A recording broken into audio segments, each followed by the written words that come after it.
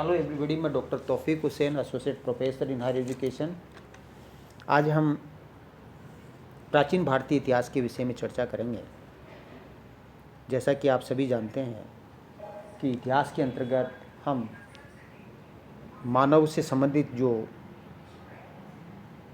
क्रियाकलाप है, मानव की जो एक्टिविटीज़ हैं, जो मनुष्य इस पृथ्वी पे आया तब से लेकर के वर्तमान काल तक उन्होंने जो एक्टिविटीज़ की, उस एक्टिविटीज़ का जो सही और जो वास्तविक रूप से है उसको जानने का हम इतिहास के अंतर्गत अब प्रयास करते हैं। और मतलब उसके बारे में जो प्रमाणिक जानकारी वो हमें प्राप्त करने का प्रयास करते हैं। और उस प्रमाणिक जानकारी प्राप्त करने के लिए हमें कुछ साधन चाहिए जो कि मनुष्य के द्वारा है वो छोड़े गए। उन साधनों के द्वारा, उन प्रमाणों के आधार पर है वो अतीत के मानव का सही और वास्तविक है वो अध्ययन हम कर पाते हैं। तो मानव के द्वारा छोड़े गए उन अवशेषों के आधार पर, उन प्रमाणों के आधार पर विद्वान है वो इतिहास को है, भारतीय इतिहास को है, मुख्य रूप से हम भारतीय इतिहास की बात कर रहे हैं, उसको 3 भागों में है वो विभाजित करते हैं, जो आप सभी जानते हैं। जिसमें मानव ने अपने विकास की यात्रा, जीवन विकास की यात्रा है, अपना लाइफ साइकिल जो शुरू किया, जीवन यात्रा शुरू की, वह जो काल है वो काफ़ी लंबा काल था, जिसको प्रागैतिहासिक काल कहा जाता है, जिसको प्रागैतिहासिक काल जिसको प्री हिस्ट्री कहा जाता है। और इस काल को प्री हिस्ट्री इसलिए कहा जाता है क्योंकि इस काल के अंतर्गत है वो इस काल के मनुष्य को जानने का, मानव के क्रियाकलापों को जानने का हमें कोई लिटरेरी एविडेंस है, कोई साहित्यिक साक्ष्य नहीं मिलता है। क्यों नहीं मिलता है? क्योंकि इस काल के अंदर मनुष्य को लेखन कला का ज्ञान था ही नहीं। जब मनुष्य ने अपने जीवन की यात्रा प्रारंभ की थी पृथ्वी पर, तो वह काल है, उस काल को है वो इतिहासकार है वो प्रागैतिहासिक काल या इसको प्री हिस्ट्री के नाम से जानते हैं। इसके बाद पश्चात मानव ने धीरे धीरे उसका चिंतन पढ़ा और उस चिंतन के द्वारा उसका विकास हुआ और उसने लेखन कला का आविष्कार कर लिया। तो इतिहास का वह काल है जिसमें मानव को लिखना तो आता था, उसके लिटरेरी एविडेंस तो हमें मिलते हैं, लेकिन उसकी लिपि को है, उसने क्या लिखा, उसकी लिपि को हम आज तक पढ़ नहीं पाए हैं। इसलिए इस काल का जो मानव है उसका जो अध्ययन है वो इतिहास के जिस कालखंड में हम करते हैं उसको हम आदि इतिहास बोलते हैं, या विद्वान उसको आदि इतिहास के नाम से जानते हैं, प्रोटो हिस्ट्री के नाम से जानते हैं। और इस काल के विषय में आप सभी वाकिफ़ हैं। सिंधु सभ्यता है जिसको हड़प्पा सभ्यता कहा जाता है, उस काल, ये वह काल था जिसमें मनुष्य को लिखना तो आता था, मोहरों पर उसकी लिपि हमें देखने को मिलती है, वृषभेदन लिपि मिलती है, लेकिन आज तक है हम ये नहीं जान पाए हैं कि वो लिखा हुआ क्या है। इसलिए इस काल को हम प्रोटो हिस्ट्री कहते हैं। इसके बाद इतिहास का जो तीसरा चरण प्रारंभ होता है, जिसको हम ऐतिहासिक काल कहते हैं, जिसको हिस्ट्री कहते हैं सही मायने में। तो भारतीय इतिहास के संदर्भ में जो इतिहास का जो प्रारंभ है वो 6वीं शताब्दी ईसा पूर्व मानते हैं। और यह वह काल है, इतिहास का प्रारंभ हम तब से मानते हैं जब हमें लिटरेरी एविडेंस है वो मिलने प्रारंभ हो जाते हैं। तो उस काल को हम उसको हम इतिहास है वो कहते हैं। तो इस तरह से इतिहास उसको कहेंगे जहाँ से हमें लिटरेरी एविडेंस है, जिसको हम प्रमाणिक मानते हैं, वो मिलना प्रारंभ हो जाता है। तो भारतीय इतिहास के संदर्भ में जो भारत की सबसे जो प्राचीन सभ्यता है वो उसको वैदिक सभ्यता या वैदिक संस्कृति के नाम से हम जानते हैं। भारत की सबसे प्राचीन, अब हम यूँ कहें कि विश्व की सबसे प्राचीनतम जो सभ्यता है उसको हम वैदिक सभ्यता के नाम से जानते हैं। तो वैदिक सभ्यता से हमारा क्या तात्पर्य है? वैदिक सभ्यता से हमारा ये तात्पर्य है कि वह सभ्यता और संस्कृति जिसका विवेचन हमें वैदिक लिटरेचर में मिलता है उसको हम वैदिक सभ्यता कहते हैं। मतलब वैदिक जो लिटरेचर हमें मिलता है, वैदिक साहित्य मिलता है, उस वैदिक साहित्य के अंदर है जिस सभ्यता का विवेचन हमें मिलता है उसको हम वैदिक सभ्यता बोलते हैं। तो वैदिक सभ्यता के विषय में जानने से पूर्व हमें संक्षेप में ये जानना भी हमें ज़रूरी है कि वैदिक लिटरेचर से हमारा क्या तात्पर्य है। हम वैदिक लिटरेचर किसको कहेंगे? तो देखिएगा, जो वैदिक लिटरेचर है उसमें वेद आते हैं, जो वेद हैं उसको एक तरह से है जो वैदिक लिटरेचर वो कहा जाता है। तो जो वेद है उसके विषय में, वेद क्या है, सबसे पहले तो हमें वेद को जानना होगा। ब्राह्मण लिटरेचर है या हिंदू लिटरेचर है वो अलग है, वैदिक लिटरेचर का मतलब जो वेद है। तो देखिएगा इसमें वेद प्रमुख रूप से आते हैं वैदिक लिटरेचर में। और वेद के विषय में आप जानते हैं कि वेद है वो वह ज्ञान है जो ऋषि मुनियों को ईश्वर से प्राप्त हुआ, डायरेक्ट ईश्वर से प्राप्त हुआ। तो ईश्वरीय ज्ञान को, जो वह दिव्य ज्ञान जो ऋषि मुनियों ने ईश्वर से प्राप्त किया, उस ज्ञान को है वो हम वेद कहते हैं। तो वेद है वो एक प्रकार से ईश्वरीय ज्ञान के भंडार हैं या ज्ञान का भंडार है। या वेद का अर्थ होता है जानना, जिसका लिटरेरी मीनिंग यदि हम देखें, जानना या ज्ञान प्राप्त करना। तो एक तरह से जो वेद है वो एक प्रकार से ईश्वरीय वचन है जो ऋषि मुनियों ने, एक प्रकार से जो ईश्वरीय वचन है उसको, जो मंत्र थे उनको उन्होंने अपनी तपस्या के द्वारा या अपनी अंतर प्रज्ञा के द्वारा है वो उन्होंने उन मंत्रों को, उस ज्ञान को देखा, उन मंत्रों को देखा। इसलिए एक प्रकार से ऋषियों को मंत्र दृष्टा कहते हैं, सुना नहीं देखा। जो ईश्वर जो अपने अंतर प्रज्ञा के द्वारा, अपनी तीसरी आंख के द्वारा है, उन जो सप्त ऋषि थे उन्होंने ईश्वर से डायरेक्ट है वो उस ज्ञान को देखा और फिर उस ज्ञान को उन्होंने अपने शिष्यों को है वो बताया। शिष्यों ने उस ज्ञान को सुना और इस प्रकार हजारों हजारों सालों तक है ये ज्ञान है एक मौखिक परंपरा के द्वारा या श्रुति परंपरा के द्वारा है वो संरक्षित रहा। ये विरासत हमारी कई सालों तक है वो ये संरक्षित रही। ये ऋषि मुनियों ने संरक्षित रखा, उन्होंने उस ज्ञान को अपने शिष्यों को बताया, उन्होंने अपने शिष्यों को बताया। तो इस श्रुति परंपरा पे आधारित जो हमारा ये जो वैदिक ज्ञान है वो श्रुति परंपरा पर कई वर्षों तक चलता रहा, इसलिए वेदों को हम श्रुति भी बोलते हैं। तो श्रुति, वेद क्या है? वेदों का दूसरा नाम है श्रुति, क्योंकि वह ज्ञान जो श्रुति परंपरा के आधार पर है वो एक प्रकार से वो संरक्षित रखा गया। ज्ञान प्राप्त कैसे किया? ऋषि मुनियों ने उन मंत्रों को डायरेक्ट देखा जो ईश्वर के जो वचन थे, जो ईश्वरीय वचन है, ईश्वर का जो ज्ञान उन्होंने अपने अंतर्प्रज्ञा के द्वारा उन्होंने महसूस किया, उनको देखा उन तीसरी आंख के द्वारा। तो इसलिए वेदों का दूसरा नाम है वो श्रुति भी कहते हैं। और श्रुति इसलिए कहते हैं क्योंकि इस वैदिक ज्ञान को, इस ईश्वरीय ज्ञान को ऋषि मुनियों ने श्रवण परंपरा के द्वारा अपने शिष्यों को बता करके, फिर उन्होंने शिष्यों को बता करके काफ़ी लंबे समय तक इस ज्ञान को संरक्षित रखा, इसलिए वेदों को श्रुति कहा जाता है। तो श्रुति क्या है? वैदिक साहित्य है, उसको वेद या श्रुति कहते हैं। दूसरा एक शब्द आएगा कि वेदों को अपरुष से भी कहा जाता है। वेदों को अपरुष से इसलिए कहा जाता है, जैसा कि मैंने बताया कि वेदों की रचना किसी ने नहीं की, क्योंकि ये ईश्वर के वचन है जिनको ऋषि मुनियों ने है उसको देखा और फिर अपने शिष्यों को सुनाया।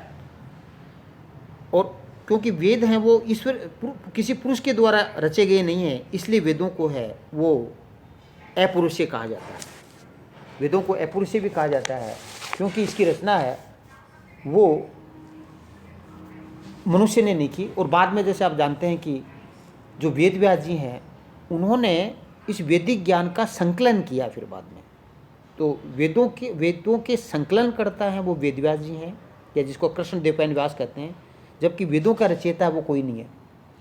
क्योंकि जो वेद है, वेदों की रचना वो मनुष्य ने नहीं की और ये मानव रचित नहीं है, इसलिए एक प्रकार से इनको अपुरुष से है वो कहा जाता है।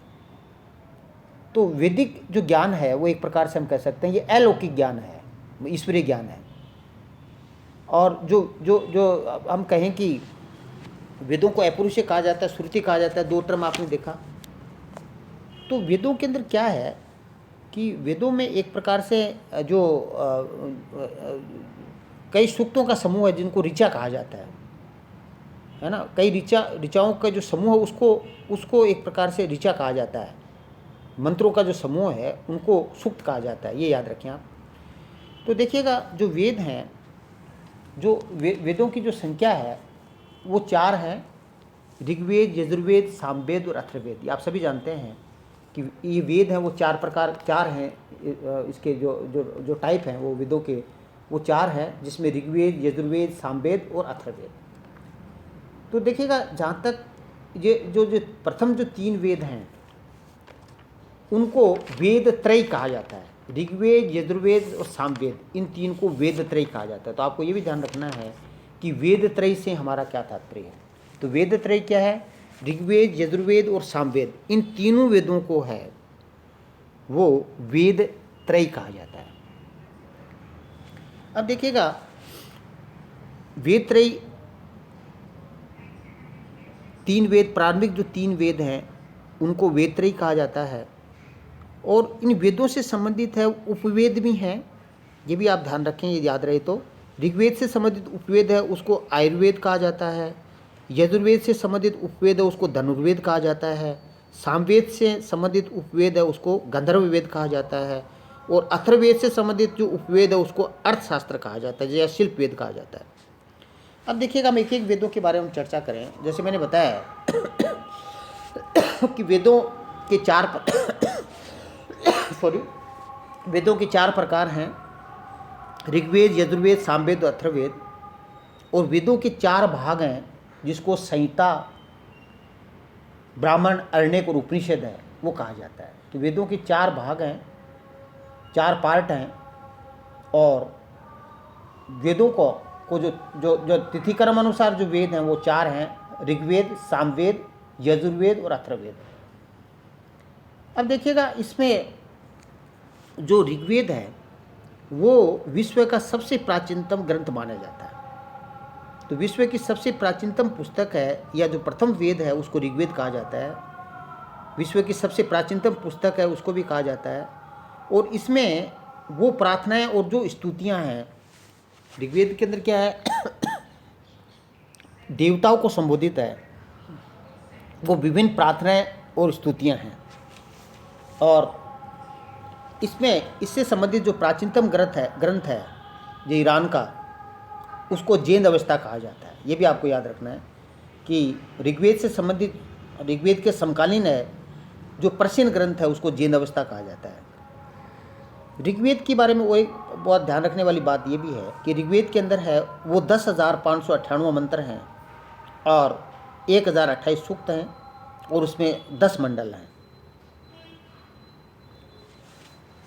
और इसमें जो दूसरा और 7वां जो मंडल है वो सबसे प्राचीन है और पहला और जो 10वां है वो बाद में जोड़ा गया माना जाता है। ये आप ध्यान रख सकते हैं। इसके अलावा ऋग्वेद से संबंधित आप आगे भी पढ़ेंगे। इसमें जो 1028 सूक्त है उसमें 2 सूक्त है वो ज़्यादा महत्वपूर्ण है। एक जिसको पुरुष सूक्त कहा जाता है और दूसरे को नासदी सूक्त कहा जाता है। पुरुष सूक्त के अंदर है वो वर्णों की उत्पत्ति का सिद्धांत मिलता है। जैसे आप ऋग्वेदिक सभ्यता का हम आगे अध्ययन करेंगे तो आप देखेंगे कि ऋग्वेद के जो सामाजिक जीवन की एक महत्वपूर्ण विशेषता थी वर्ण व्यवस्था।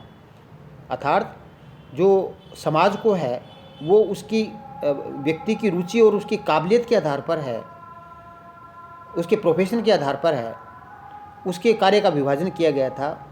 जो अपनी इच्छा अनुसार वो चुन सकता था, जिसको वर्ण व्यवस्था कहा जाता है। और जिसमें 4 वर्ण थे, ब्राह्मण, क्षत्रिय, वैश्य और शूद्र। इन 4 वर्णों का सर्वप्रथम उल्लेख है वो पुरुष सूक्त में मिलता है, जिसके बारे में अपन आगे डिटेल अध्ययन करेंगे। तो वर्णों की उत्पत्ति से संबंधित जो सिद्धांत है वो किस सूक्त में मिलता है? पुरुष सूक्त में मिलता है। यह आपको ध्यान रखना है, जो आगे हम अध्ययन करेंगे। और फिर हम आगे जो वेदों का जो चिंतन बढ़ता है उसमें जो दार्शनिक चिंतन की परंपरा प्रारंभ हो जाती है। तो नास्तिक सूक्त के अंदर है वो एकवाद की अवधारणा मिलती है, जिसमें मिलता है तद एकम बहुधा वदंती, अर्थात सत्य एक है और विद्वान पुरुष उसे भिन्न भिन्न नाम से जानते हैं। तो एक प्रकार से दार्शनिक परंपरा के जो संकेत है, चिंतन प्रक्रिया के संकेत है, वो नास्तिक सूक्त में मिलना वो प्रारंभ हो जाते हैं। तो ऋग्वेद के अंदर क्या है कि पुरुष सूक्त के अंदर वर्णों की उत्पत्ति का सिद्धांत मिलता है, वो आपको याद रखना है। और नास्तिक सूक्त में है वो एकवाद की अवधारणा मिलती है, अर्थात सत्य एक है, ट्रुथ एक, अल्टीमेट रियलिटी इज वन। लेकिन उसको प्रत्येक जो विद्वान है वो अपने अलग अलग ढंग से उसको व्यक्त करता है। ये चीज़ है वो नास्तिक सूक्त में मिलती है, इसलिए 1028 सूक्त में पुरुष सूक्त और नास्तिक सूक्त है वो प्रमुख माना जाता है। एक बात जो आपको ध्यान में रखना है, जो आप गायत्री मंत्र का पाठ करते हैं तो गायत्री मंत्र का उल्लेख है वो ऋग्वेद में मिलता है। तो ऋग्वेद का जो एक प्रकार से जो तीसरा मंडल है उसमें जो गायत्री मंत्र का उल्लेख मिलता है और इसके प्रेरणता है वो विश्वामित्र थे। ये याद रखें नहीं रखें, लेकिन ऋग्वेद में जो गायत्री मंत्र का उल्लेख मिलता है। और ऋग्वेद के अंदर है, जो हम आगे पढ़ेंगे, जो पॉलिटिकल लाइफ पढ़ेंगे, उसमें हम देखेंगे कि ऋग्वेद के अंदर है एक ऐतिहासिक घटना का उल्लेख मिलता है जो महत्वपूर्ण ऐतिहासिक घटना थी, इसलिए हम ऋग्वेद को एक ऐतिहासिक ग्रंथ भी कह सकते हैं। इसकी हिस्टोरिसिटी ऐसे साबित होती है कि ऋग्वेद के अंदर है वो दशराग्य युद्ध का उल्लेख मिलता है। और दशराग्य युग क्या था कि ऋग्वेद में उल्लेखित जो एक युद्ध था, जो भरत वंश के जो राजा थे सुदास और 10 राजाओं के जो समूह था उनके मध्य है वो परुष्णी, जिसको आप वर्तमान में रावी नदी कहा जाता है, उसके मध्य लड़ा गया। और इस युद्ध का जो प्रमुख कारण था वो क्या था कि जो भरत जन का जो शासक सुदास था उसका जो एक पुरोहित था, उसने जो पुरोहित था विश्वामित्र, उसको हटा करके उसके स्थान पर वशिष्ठ को अपना पुरोहित नियुक्त कर दिया। तो विश्वामित्र नाराज हो जाते हैं और वो 10 राजाओं का एक संघ बनाते हैं। और ऐसी स्थिति में राजा सुदास और 10 राजाओं की जो सम्मिलित सेना के मध्य है, परोशनी नदी के तट पर है, जो पूर्व जनपद और भरत जनपद के बीच में जो युद्ध होता है उसको दशराग्य युद्ध कहते हैं। और इसमें जो राजा सुदास है वो 10 राजाओं के संघ को पराजित कर देता है, जिसके बारे में हम पॉलिटिकल हिस्ट्री है जो हम वैदिक सभ्यता पढ़ेंगे उस पर अध्ययन करेंगे। तो ऋग्वेद के अंदर है, आपको पूछे कि कौन सी एक ऐतिहासिक घटना का उल्लेख मिलता है, वो दशराग्य युद्ध का उल्लेख मिलता है, जो कि परोशनी नदी के तट पर है, वो लड़ा गया। राजा सुदास और 10 राजाओं, जिसमें जो 10 राजा थे, जिसमें अनु, ध्रुव, त्रु, यदु, तुर्वस, अनिल, पक्ते, बलनाथ, शिवी, विषाणी, ये 10 राजा थे। इन 10 राजाओं के मध्य और राजा सुदास के मध्य युद्ध हुआ, जिसमें सुदास ने जो राजा सुदास है उसने 10 राजाओं के संघ को पराजित करके अपनी प्रतिष्ठा स्थापित की। तो ऋग्वेद के बारे में के अंदर आप इतना जानना आपके लिए काफ़ी है। उसके पश्चात है दूसरा वेद है वो यजुर्वेद है। तो यजुर्वेद के अंदर क्या है कि इसमें एक प्रकार से जो यज्ञ की विधियां हैं, याज्ञिक कर्मकांड है, यज्ञ किस तरह से करना चाहिए, उसका उल्लेख हमें यजुर्वेद में मिलता है। और यजुर्वेद के 2 पार्ट हैं, जिसमें एक कृष्ण यजुर्वेद है, एक शुक्ल यजुर्वेद है ना। तो जिसमें शुक्ल यजुर्वेद है उसको वासनेय संहिता कहते हैं। और जो यजुर्वेद का जो अंतिम अध्याय है इसको ईशोपनिषद कहते हैं। तो इस प्रकार इसमें क्या है कि इसका संबंध है वो याज्ञिक अनुष्ठान से न होकर के आध्यात्मिक और दार्शनिक चिंतन से है। इसलिए यजुर्वेद का अंतिम अध्याय है, क्योंकि उसके बाद में उपनिषद है वो शुरू हो जाते हैं। तो ईशोपनिषद है वो भी आप कह सकते हैं यजुर्वेद का अंतिम अध्याय, इसको आप याद रख सकते हैं। यजुर्वेद की 2 शाखाएं हैं, कृष्ण यजुर्वेद और शुक्ल यजुर्वेद। इसमें यजुर्वेद के अंदर क्या है कि आप ये याद रखें कि यजुर्वेद है वो एक कर्मकांड प्रधान है और ये गद और पद दोनों के अंदर लिखा गया है। और यजुर्वेद में हमें सर्वप्रथम है वो गोत्र शब्द का उल्लेख मिलता है। उत्तरवेदिक काल हम पढ़ेंगे तो इसमें डिटेल में चर्चा करेंगे। इसके पश्चात जो तीसरा वेद है या तीसरे वेद की हम चर्चा करें वो सामवेद है। तो सामवेद के अंदर क्या है कि सामवेद के अंदर है वो वे मंत्र संकलित हैं जो यज्ञ के अवसर पर गाए जाते थे। यजुर्वेद में तो वे मंत्र हैं जो यज्ञ के अवसर पर बोले जाते थे, और सामवेद में वे मंत्र हैं जो यज्ञ के अवसर पर है वो गाए जाते थे। तो सामवेद है वो गेय प्रधान है और ये संगीत का सबसे प्राचीनतम, भारतीय संगीत का जो प्रथम ग्रंथ है वो सामवेद को माना जाता है, क्योंकि यज्ञ के अवसर पर जो मंत्र गाए जाते थे, बोले जाते थे, वो यजुर्वेद में गाए जाते थे उसको सामवेद में। तो सामवेद है उसको भारतीय संगीत का प्रथम ग्रंथ है वो माना जाता है। सामवेद के बाद में जो चौथा वेद है उसको अथर्ववेद कहा जाता है। अथर्ववेद इसलिए कहा जाता है क्योंकि ये अथर्वा ऋषि के द्वारा है विरचित होने के कारण से इसको अथर्ववेद कहा गया। और इसको अथर्वांगिरस भी कहा जाता है क्योंकि ऋषि आंगिरस है उसके द्वारा इसका वाचन किया गया।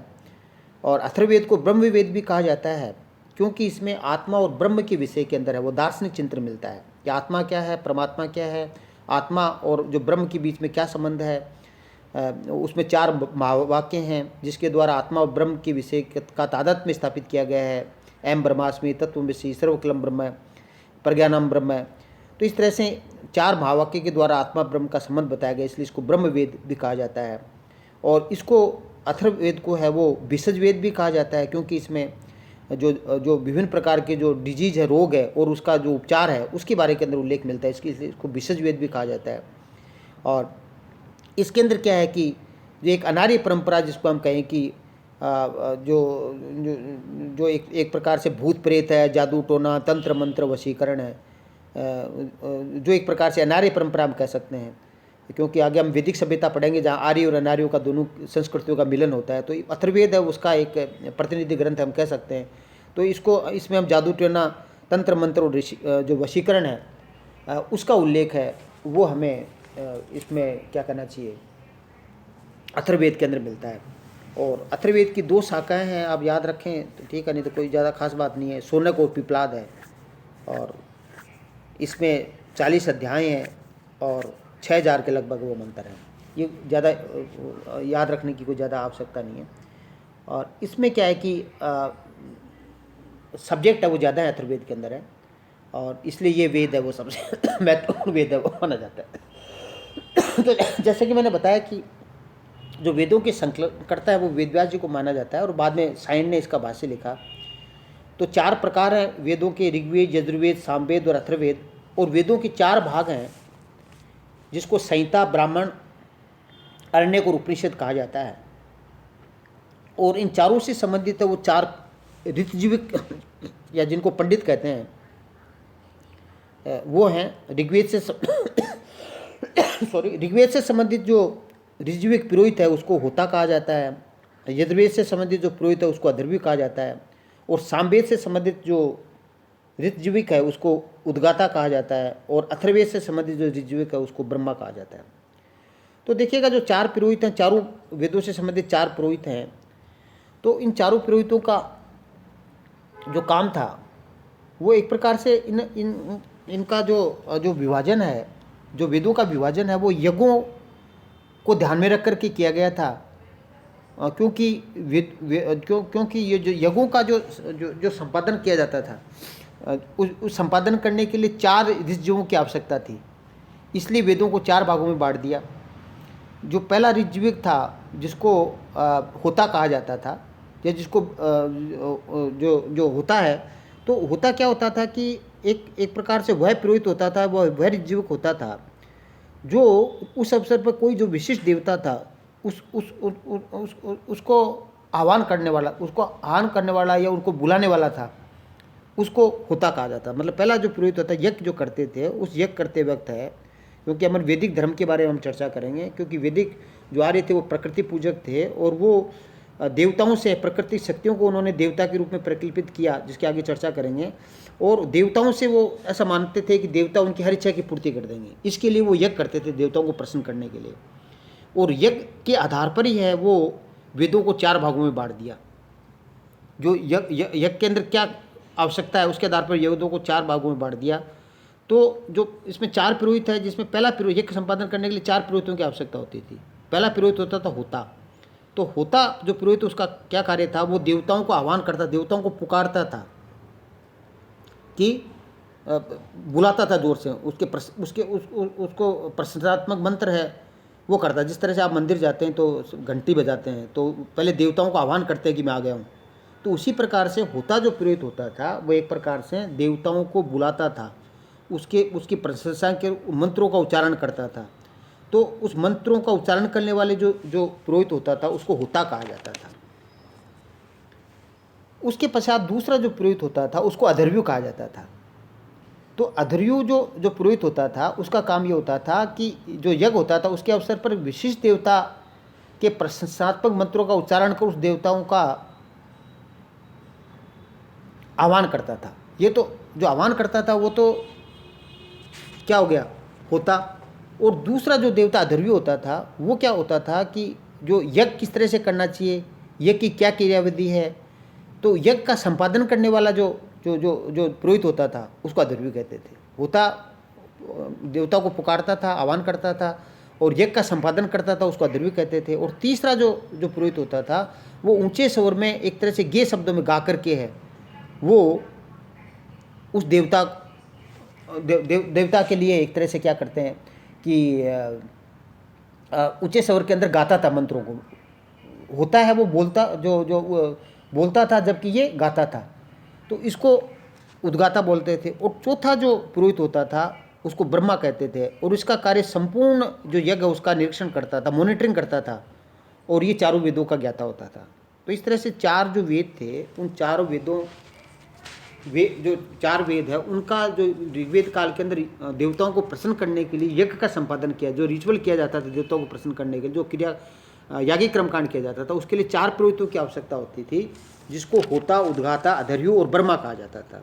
तो होता तो देवताओं को आह्वान करता था, बुलाता था, और जो अध्वर्यु है वो यज्ञ का संपादन करता था, उद्गाता है वो उस मंत्रों को गाता था अपने मतलब सुंदर शब्दों के अंदर, उसको ये शब्दों में उन मंत्रों को गाता था। और ब्रह्मा है उसकी पूरी मॉनिटरिंग करता था कि यज्ञ सही ढंग से हो रहा है या नहीं हो रहा। तो इस तरह से चार पुरोहित है, उसके बारे में जानना आवश्यक है। फिर देखिएगा वेदों का, आपको वेद चार थे, इसके बाद में जो वेद हैं वो एक प्रकार से जो जो ऋषि मुनियों ने अपना जो जो ईश्वर से जो ज्ञान प्राप्त किया वो वेदों में संकलित है। लेकिन जो जो जो वेद हैं उसके चार भाग भी हैं, जिसको संहिता, ब्राह्मण, अरण्यक और उपनिषद कहा जाता है। चार प्रकार हैं वो, ऋग्वेद, यजुर्वेद, सामवेद, अथर्ववेद, और वेदों के चार पार्ट हैं जिसको संहिता, ब्राह्मण, अरण्यक और ब्राह्मण कहा जाता है। संहिता, ब्राह्मण, अरण्यक और उपनिषद कहा जाता है। तो देखिएगा जो संहिता है उसमें तो क्या है कि जो ऋग्वेद, यजुर्वेद और सामवेद है और अथर्ववेद है, इसको इनको सामूहिक रूप से है हम संहिता कहते हैं। और एक तरह से जो इनमें जो वेदव्यास जी ने जब ये मंत्रों का एक तरह से संकलित कर दिया, चारों वेदों के जो मंत्रों का संकलित कर दिया, जैसे ऋग्वेद के मंत्रों का संकलित कर दिया, ऋग्वेद संहिता है ना, यजुर्वेद संहिता, जो आपका अथर्ववेद, जो सामवेद संहिता, और तो इस तरह से क्या है कि अलग अलग ग्रंथों, अलग अलग ऋचाओं का है वो मंत्रों का संकलन हो गया। तो मंत्रों का संकलन है उसको संहिता कहा जाता है। तो पहला पार्ट में तो मंत्रों का संकलन है संहिता।